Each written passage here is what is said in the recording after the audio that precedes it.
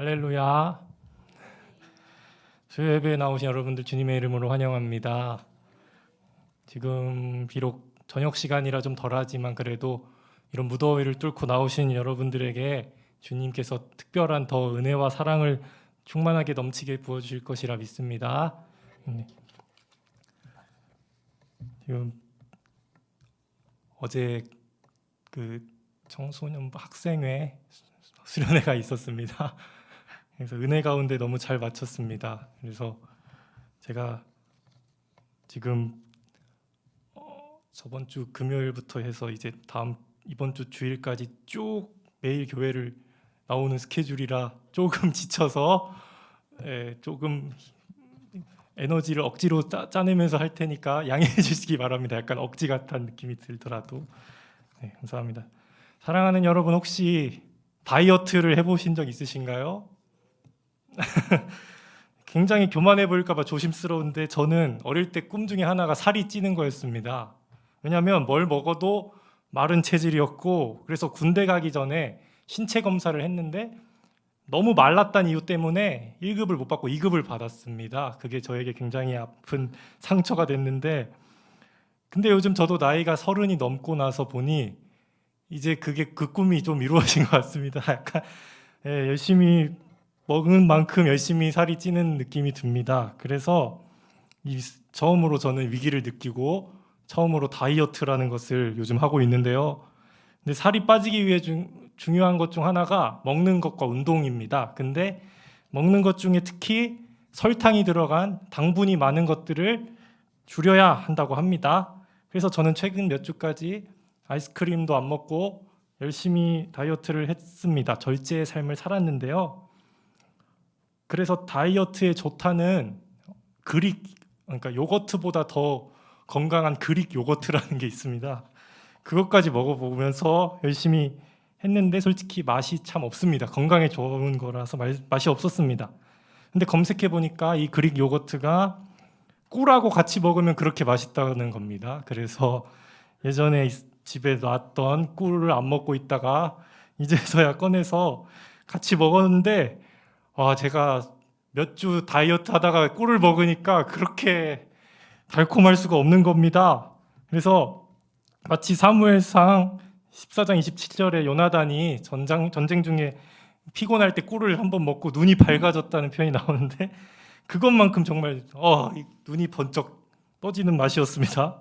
그래서 행복이란 이런 거구나를 그때 느꼈습니다. 그 후로는 너무 단 거를 피하진 않고 운동을 꾸준히 하면서 맛있는 것도 먹으려고 하고 있습니다.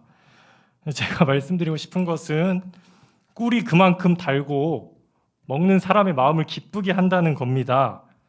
성경이 쓰인 시대에서는 이 꿀이 가장 달콤한 물질로 인식되었다고 합니다.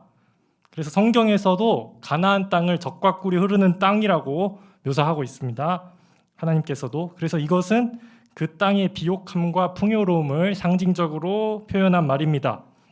그런데 오늘 저희가 읽은 말씀을 보면 그 꿀보다도 더 단 게 있다고 성경에서 말을 합니다. 성경에선 꿀이 가장 달다고 인식되고 있었는데 성경에서 꿀보다 더 단 것이 바로 무엇일까요? 네, 맞습니다. 그리고 또 순금보다도 더 귀하다고 합니다. 여러분, 순금을 혹시 가격이 얼마나 되시는지 아신가요? 한 1온스였나? 저도 잘은 모릅니다, 사실. 근데 매우 비싸더라고요. 그래서 순금, 특히 이 시절엔 비트코인도 없고 뭐 아무것도 없던 시절이죠. 이 성경이 쓰이던 그 정말 옛날 고대 시대의 순금은 정말 우리가 생각하는 부의 정말 최고 상징을 하고 있는데 그거보다 귀한 것이 바로 하나님의 율법, 그리고 성경 전체 의미에서 보면 하나님의 말씀입니다. 그래서 오늘 저희가 읽은 시편 19편에 대해서 세계적인 기독교 작가인 C.S. 루이스라는 사람은 나는 이 시를 시편 중에서 가장 위대한 시로 간주하며 세상에서 가장 위대한 서사시로 간주한다 라고 말한 시편 말씀입니다. 시편 19편 1절에서 6절은 자연 만물에 나타난 하나님의 영광과 하나님의 자기 계시를 말씀하고 있는데, 오늘 저희가 읽은 7절, 11절, 10절까지는 이제 말씀에서 드러나는 하나님의 자기 계시를 말씀합니다. 이제 본문으로 들어갈 텐데요. 7절에서 10절을 보시면은 마치 어떤 사람이 제품을 홍보하려고 하는 사람이 이러이러한 점이 있고 이제 이러한 효능이 있다 이렇게 말하는 것처럼 계속 반복돼요. 하나님 말씀은 이렇기 때문에 이렇다, 이렇다, 이런 식의 시가 구성되어 있습니다. 하나씩 살펴보면서 왜 하나님의 말씀이 금보다 귀하고 꿀보다 단지 살펴보도록 하겠습니다.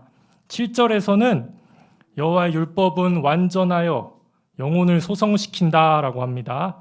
본문에서 다루는 이 율법은 히브리어 원어로 보면 토라라는 것인데, 이것은 율법, 하나님의 계명, 법도, 지혜 등을 가리킨다고 볼 수 있고, 모세오경 자체를 이야기한다고 볼 수도 있습니다. 그러나 성경 전체의 맥락에서 볼 때는 이 율법이 하나님의 말씀으로 해석될 수 있습니다. 여러분, 하나님의 말씀은 완전하십니다. 완전하다는 것은 필요한 것이 모두 갖추어져 모자람이나 흠이 없다라는 것입니다. 어려운 말로 성경의 충분성과 무호성이라는 말을 쓰는데요. 웨스트민스터 신앙고백서 1장 6절에 따르면 성경은 인간의 구원과 신앙과 삶의 모든 측면에 대하여 충분한 권위 있는 안내자다라고 말을 합니다. 이 성경은 오늘 말씀처럼 우리의 영혼을 소성시킵니다. 소성시킨다는 말은 상태를 변화시키다, 살아나게 한다라는 의미입니다. 여러분, 말씀을 읽을 때 우리의 영혼은 다시 살아납니다. 하나님은 말씀을 통해 우리의 영혼을 소성시키시기를 원하십니다. 말씀이 없는 신앙생활은 점점 영혼이 메마를 수밖에 없습니다. 마치 운동을 매일 안 하면 점점 근육이 사라지듯이 말씀을 안 읽고 다른 방법으로만 영혼의 갈급함을 채우려 하는 것은 좋지 못한 방법이며 또한 불가능합니다. 또 말씀은 영혼의 양식이라는 말이 있습니다. 우리의 영적 기근은 말씀의 부족에서 옵니다. 저도 요즘 운동하며 건강해지기 위해서 음식을 먹을 때마다 성분을 다 살펴보고 영양을 균형 있게 맞추려고 노력하고 있습니다. 그것처럼 우리가 영의 양식인 말씀을 가까이 하지 않고 먹지 않는다면 저희의 영혼도 메마를 수밖에 없다는 것입니다. 저희 모두 말씀을 늘 가까이 하여 영혼이 늘 강건할 수 있기를 소망합니다.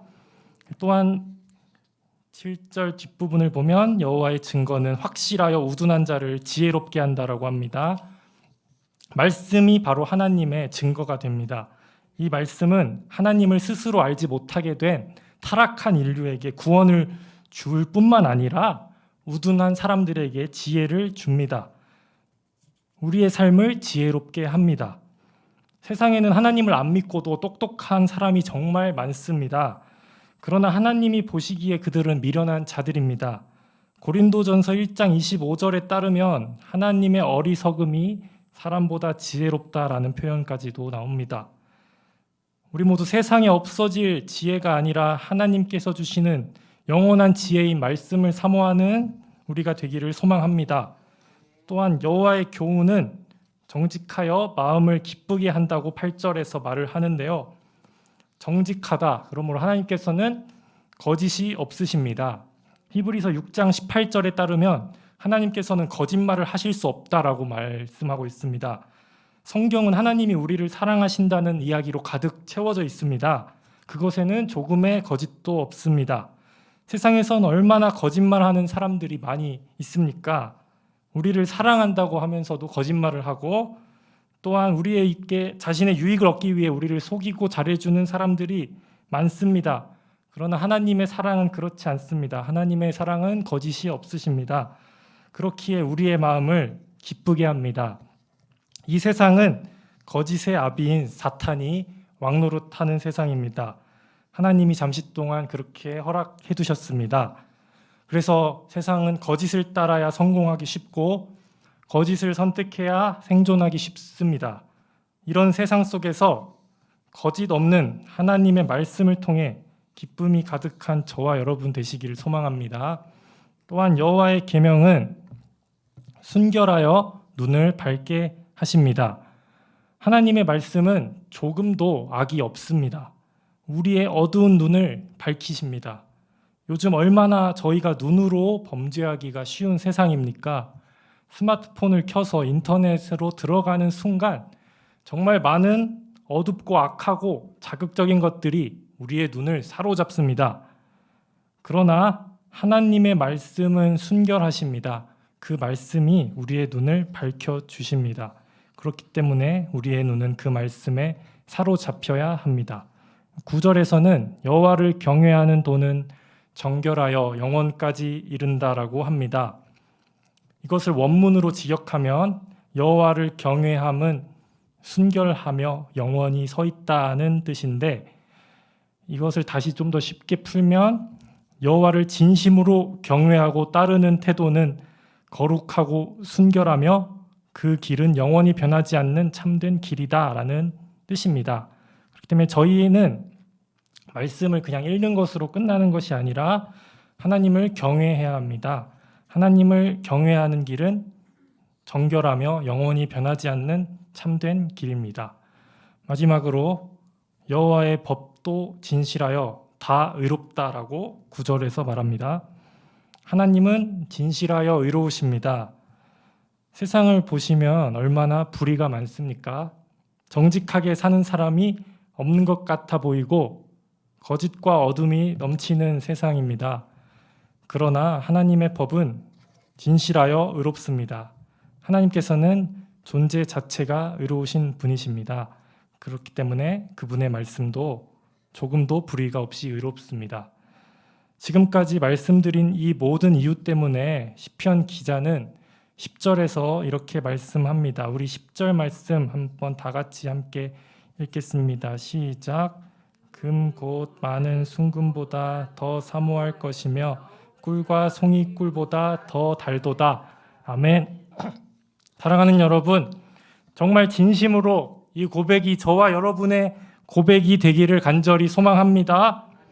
그래서 하나님, 저는 아무리 많은 금보다도 하나님의 말씀을 더 원합니다. 하나님의 말씀이 없는 곳이면 아무리 그곳에 많은 부요와 풍요가 보장돼 있어도 저는 가지 않겠습니다 라고 말하는 저와 여러분 되길 소망합니다.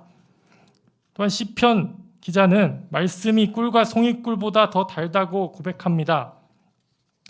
여러분, 혹시나 이제 우리 마음 가운데 이 말씀이라는 것을 대할 때 이제 기쁨과 감격이 아니라 이 말씀을 볼 때 오히려 저희를 피곤하게 하고 무겁게 하는 그런 법조문 같은 것이 돼버리지는 않으셨나요?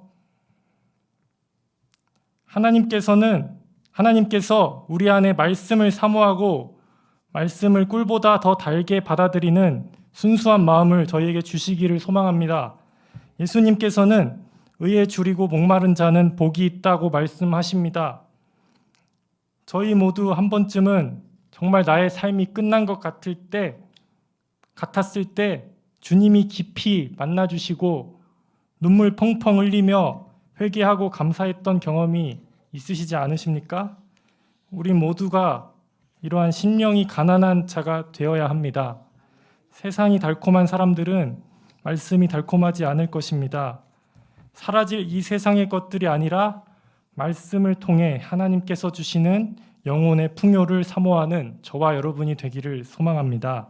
그래서 11절 말씀처럼 말씀을 읽을 뿐만 아니라 저희들이 이것을 지킴으로써 하나님께서 상을 주시고 상을 얻는 저와 여러분이 되기를 소망합니다. 마지막으로 요한복음 1장 14절에서는 말씀이 육신이 되어 우리 가운데 오셨다라고 합니다. 여러분, 예수님께서 바로 율법의 완성이시고 그분이 곧 말씀이십니다. 예수님께서는 완전하신 하나님의 아들이시고 십자가를 통해 하나님의 사랑의 확실한 증거가 되셨으며 우리의 지혜가 되시며 우리의 마음을 기쁘게 하시고 우리의 눈을 밝히시고 영원까지 이르게 하시고 또한 그분은 진실하며 의로우십니다. 우리 모두 말씀을 통해 늘 우리 주 되신 살아계신 예수 그리스도를 더욱 사모하고 또한 하나님을 금과 꿀보다 더욱 기뻐하는 삶을 살기를 소망합니다.